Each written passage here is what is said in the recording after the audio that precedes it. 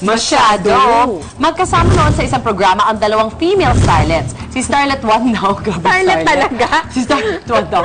Para yung chika at paninira sa Starlet 2 na kaya daw ito natsugi sa show ay dahil hindi raw ito sanay umarte. Nalaman ng direktor ng show na ikinakalat ni Starlet 1 kaya may komprontahang naganap. Eto na. Action! Ano ito pinagsasabi mo tungkol kay Starlet na hindi siya kagalingan umarte? Ha? Ako?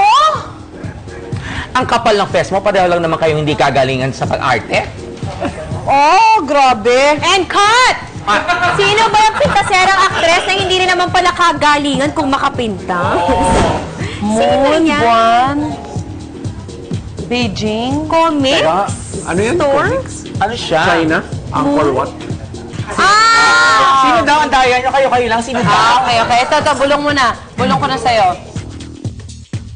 Okay. Di bale. So, ano yan, may matututunan kayong mga lessons sa mga ganyan-ganyan. Yes, correct naman. Katulad ng matatanggal ka rin.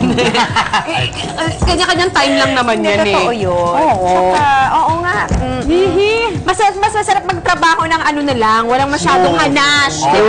Quiet. Para less pahamak. Yes. Matututunan nyo rin yan pag tumatanda. Eventually, sa umpisa lang naman yung medyo... Siyempre, may mga hidwaan and stuff. Tama. Ganyan. Mas magaling ako kay ganyan, mas magaling ako kay Yes, gano'n. sa umpisa lang yan. Pag na-prove mo na yung sarili mo, no need. Pwede ka na Okay ka na. magpapasok. Pwede na.